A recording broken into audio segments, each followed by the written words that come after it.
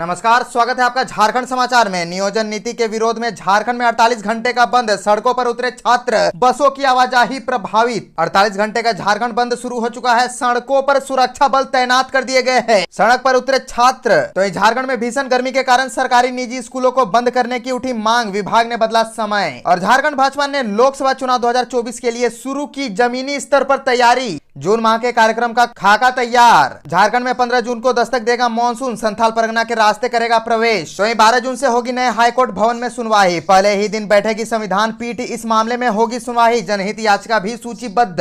तो अब तक की सभी बड़ी खबरों पे बात करने से पहले आपसे छोटी सी अनुरोध है कि कृपया इस वीडियो को एक प्यारा सा लाइक अवश्य कर दीजिएगा, क्योंकि आपका एक लाइक करना ही हमारे मेहनत का फल होता है। तो शुरुआत करते हैं आज की पहली और बड़ी खबर से।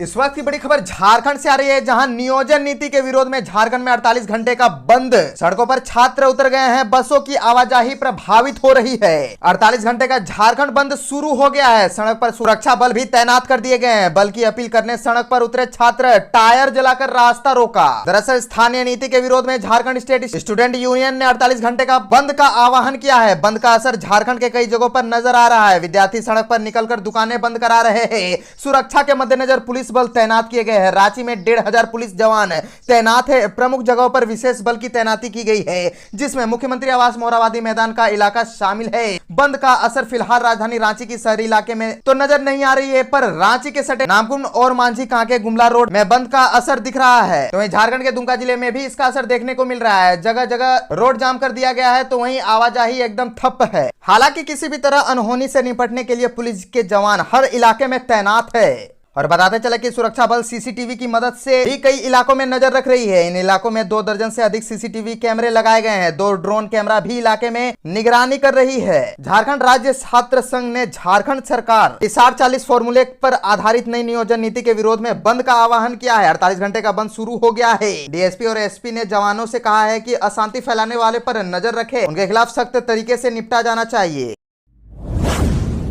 झारखंड भाजपा ने लोकसभा चुनाव 2024 के लिए शुरू की जमीनी स्तर पर तैयारी। जून माह के कार्यक्रम का खाका तैयार। भाजपा ने 2024 के चुनाव को लेकर जमीनी स्तर पर तैयारी शुरू कर दी है। पार्टी के केंद्रीय मंत्री और सांसद से लेकर राष्ट्रीय पदाधिकारी और प्रदेश की टीम भी को झोंक दिया है। सांसदों को अपने संसदीय क्षेत्र में विशेष रूप से कैंप करना है। वहीं केंद्रीय मंत्री और प्रदेश के बड़े नेताओं को दूसरे राज्यों का भी जिम्मा दिया गया है। पहले चरण में भाजपा ने पूरे जून महीने का खाका तैयार किया है। राज्य से केंद्रीय मंत्री अर्जुन मुंडा और अन्नपूर्णा देवी अपने अपने संसदीय क्षेत्र में कार्यक्रम में शामिल होने के साथ साथ दूसरे राज्यों में पार्टी के बड़े कार्यक्रमों में हिस्सा लेना है। वहीं केंद्रीय मंत्री श्री मुंडा उड़ीसा के जाजपुर, क्योंझर और भद्रक जाएंगे। श्रीमती अन्नपूर्णा यूपी के जौनपुर, घोसी व गाजीपुर में सांगठनिक गतिविधियों और कार्यक्रम में शामिल होंगी। केंद्रीय मंत्रियों और अपने अपने क्षेत्र में बड़े कार्यक्रम में शामिल होना है।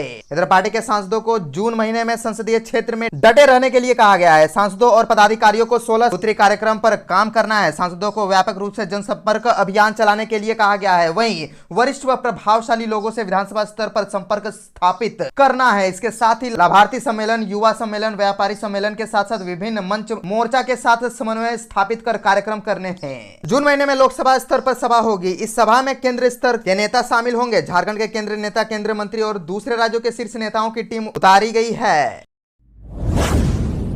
झारखंड में नहीं हो सकेगी किसी भी घाट में बालू की निकासी। एनजीटी ने लगाया रोक। 10 जून से राज्य के बालू घाटों से बालू की निकासी पर रोक लगा दी गई है। यह रोक 15 अक्टूबर तक जारी रहेगी, यानी इस दौरान राज्य के किसी भी घाट से बालू की निकासी नहीं हो सकती है। निकासी करने पर खान विभाग की ओर से कार्यवाही की जाएगी। इधर राज्य अब तक बालू घाटों का टेंडर पूरा नहीं हो सका है। 9 जून तक राज्य के 9 जिलों में करीब 40 बालू घाटों से बालू की निकासी की गई है। जेएसएमडीसी के एमडी अमित कुमार ने बताया कि निगम के पास 50 लाख सीएफटी बालू है। पिछले वर्ष की तुलना में इस बार 2 गुना से अधिक बालू का स्टॉक है। पिछले वर्ष 20 लाख सीएफटी बालू का स्टॉक था। उन्होंने कहा कि आम लोग बालू की बुकिंग एसएमडीसी के पोर्टल से कराकर बालू ले सकते हैं। बताया गया कि सभी जिलों में स्टॉक लाइसेंस दिया गया है। स्टॉकिस्ट को वैध बालू घाटों से बालू मंगाकर स्टॉक करने के निर्देश दिया गया था। हालांकि जिलों में अभी कितना स्टॉक है यह आंकड़ा जेएसएमडीसी के पास नहीं है। एमडी ने कहा कि सभी डीएमओ से आंकड़ा मांगा गया है। 1-2 दिनों में यह भी उपलब्ध हो जाएगा। उन्होंने उम्मीद जताई है कि इस बार बालू की कमी नहीं होगी।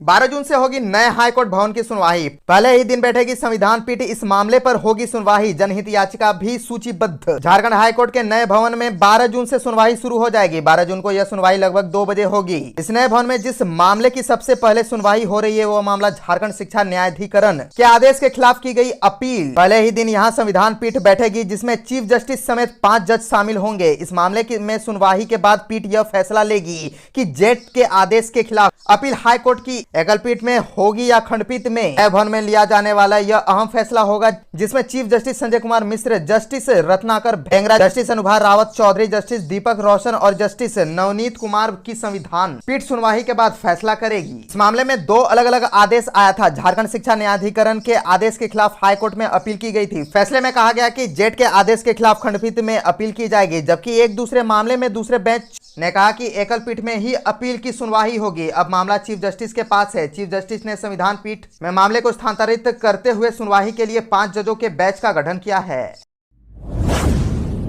झारखंड में 15 जून को दस्तक देगा मानसून, संथाल परगना के रास्ते करेगा प्रवेश। झारखंड में भीषण गर्मी से परेशान लोग बेसब्री से मानसून का इंतजार कर रहे हैं। ऐसे में आपको बता दें कि मौसम विभाग के अनुसार केरल में मानसून सक्रिय है, इसीलिए उम्मीद जताई जा रही है कि झारखंड पहुंचने से पहले मानसून इस बार वापस नहीं होगा। बता दें कि भारत में मानसून केरल से ही प्रवेश करता है। देश में अरब सागर और बंगाल की खाड़ी के रास्ते मानसून आता है। इस साल केरल में मानसून आने में थोड़ी देरी हुई। केरल में मानसून ने 5 जून की जगह 8 जून को दस्तक दी है। ऐसे में मानसून की हवा सामान्य रही तो 15 जून के आसपास झारखंड में भी मानसून की बारिश शुरू हो सकती है। झारखंड में मानसून संथाल परगना के रास्ते ही प्रवेश करने की संभावना है। साल 2022 में भी मानसून 18 जून को झारखंड में प्रवेश कर गया था। इधर मौसम वैज्ञानिक अभिषेक आनंद ने कहा कि झारखंड के लोगों को फिलहाल गर्मी से निजात नहीं मिलने जा रही है। 11 जून को रांची सहित अन्य जिलों में भी लू की स्थिति बनी रहेगी, जबकि 11 और 12 जून को संथाल परगना के साथ दक्षिण भारत के मध्य भाग में वज्रपात के साथ हल्की बारिश हो सकती है। इस समय ही प्री मानसून बारिश होने की संभावना है। ऐसे में कहा जा सकता है कि झारखंड में 11 से 12 जून से प्री मानसून की बारिश देखने को मिल सकती है।